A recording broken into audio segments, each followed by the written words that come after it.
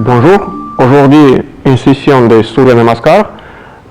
Première vidéo explicative, on va décortiquer chacune des 12 postures. Comme préface, il existe plusieurs écoles, par exemple Shivananda, Sarasvati, école de Pattabhi Jois, dans Ashtanga Vinyasa Yoga, ils ont leur propre Surya Namaskar, aussi école de Dhirendra Brahmachari et encore quelques d'autres. Nous on va utiliser les techniques de l'école de Swami Sarasvati, plus connue, celle qui a Ashtangasana au milieu. En tout cas, la technique se compose de 12 postures, lesquelles on va faire pour deux côtés du corps. Dans cette vidéo, on va, comme je dis, on va décortiquer chaque posture. Je vais vous l'expliquer selon mon expérience, autant que j'ai appris aussi, en essayant de vous minimiser les efforts inutiles et aussi préserver la santé. Parce que des fois, on peut se faire mal si on ne connaît pas comment faire certaines postures dans cette technique. Sinon, Surya Namaskar, c'est une technique très utile pour bien démarrer la journée, disons pour s'échauffer. Marche bien pour les gens qui ont du mal à démarrer la journée parce qu'ils se sentent un petit peu mous ou fatigués ou lourds. Voilà, ça c'est bien pour échauffer le corps, pour bien respirer. Mais néanmoins, la technique nécessite quelques explications, bien qu'il soit simple. Donc 12 postures. On commence par la posture Pranamasana. On expire les mains sur la poitrine et on expire. Ça a l'air simple, mais en réalité, quand vous expirez, il faut joindre les omoplates. L'explication est telle qu'entre les omoplates, nous avons, au milieu des omoplates, nous avons une espèce de confluent des artères qui vont nourrir les alvéoles, les poumons. Quand vous serrez les omoplates, chaque fois, vous empêchez ou vous bloquez la circulation sanguine légèrement pour une courte durée. Et après, en lâchant les omoplates, vous allez envoyer le sang avec un petit surplus. Donc vous allez améliorer la circulation sanguine dans les poumons. Si vous le faites une fois, ça ne sert pas grand-chose, mais si vous le faites 3, 9, 12 fois jusqu'au 108, là ça va donner un effet. Certainement si vous allez le faire régulièrement.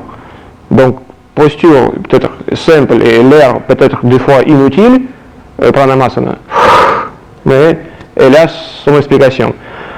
Dans le yoga, dans un des domaines du yoga qui s'appelle Marma Yoga, les points entre les omoplates s'appellent Brihati Marma, donc c'est le Marma, ou les points qui stimulent la circulation sanguine dans les poumons.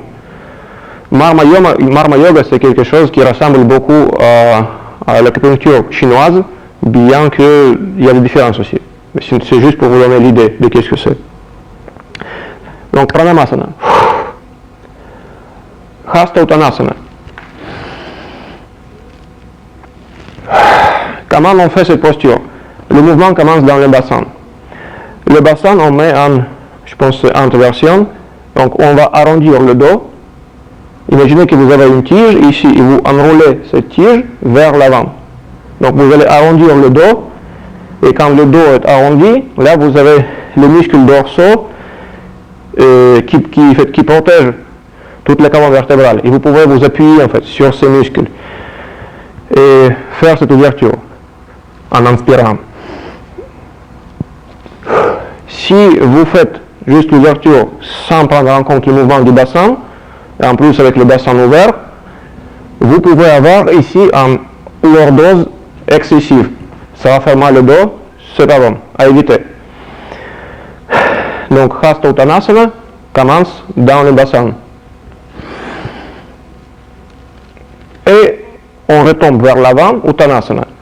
Pareil, le mouvement commence dans le bassin. On ouvre le bassin, ici on expire. Ouais. Bon, de préférence, les gens tendent bien le dos. Après, si vous descendez, si les mains ne touchent pas le sol, c'est pas grave. L'essentiel, c'est de faire le mouvement dans le bassin et d'étendre le dos, les coups, les épaules. À partir d'ici, Uttanasana, on va aller en Ashwasandchalanasana. Le pied droit va aller vers l'arrière. Donc en inspirant, les mains au sol, le pied droit vers l'arrière. Le menton vers le haut. Donc ici, les mains se trouvent au niveau du pied, le menton va vers le haut et ici on inspire. Et après on passe en Ardha Mukha Svanasana ou chien tête vers le haut, vers le bas, pardon. Et expire. Chien tête vers le bas, posture de repos, posture transitoire, les pieds en parallèle, sur la largeur des épaules, les talons de préférence vers le sol.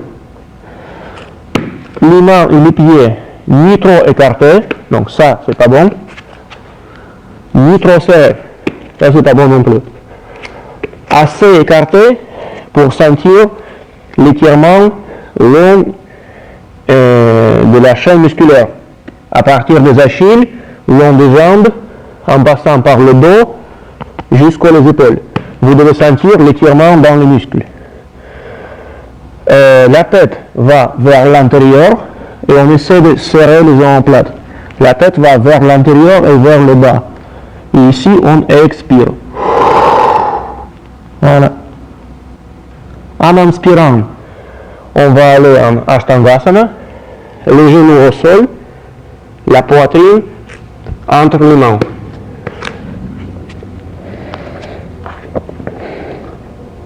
Ashtangasana s'appelle Ashtangasana parce que Ashtanga ça veut dire 8. Donc dans cette posture, nous avons 8 points d'accroche, 8 points qui touchent le sol. Le menton, la poitrine, les deux mains, les deux genoux, les deux pieds. Voilà, Ashtangasana.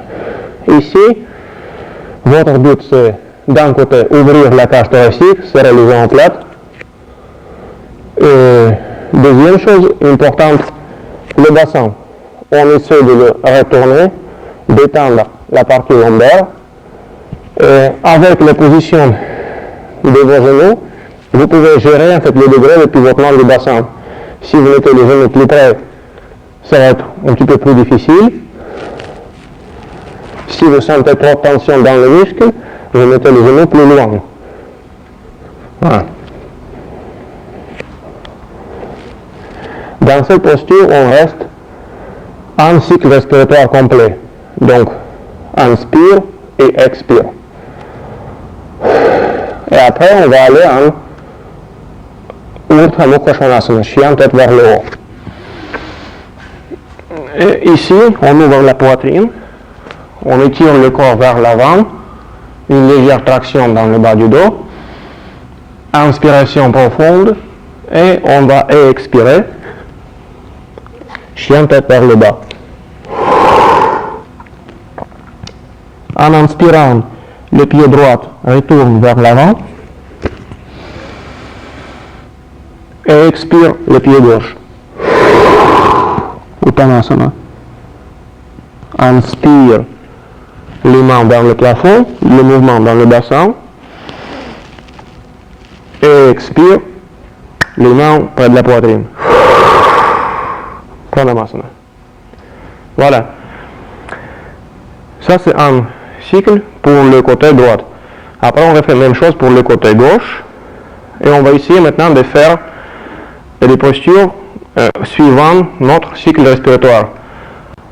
Inspire une posture, expire la posture suivante. Inspire la troisième, expire quatrième. Et comme ça jusqu'au Ashtangasana, quand on est au sol, dans lequel on va faire deux cycles respiratoires complets. Inspire, expire. Une posture transitoire, une posture de repos. Et après on recommence. Inspire, on ouvre le corps. Expire, chien tête vers le bas et on retourne vers l'avant. Ok, les pieds ensemble vers l'avant du tapis. Expire,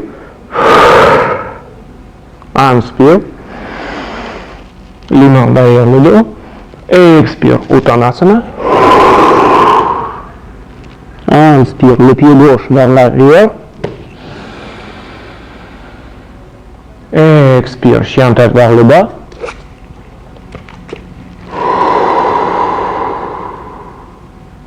Inspire, Ashtangasana. On reste ici. Expire. Inspire, chien tête vers le haut. Expire, chien tête vers le bas.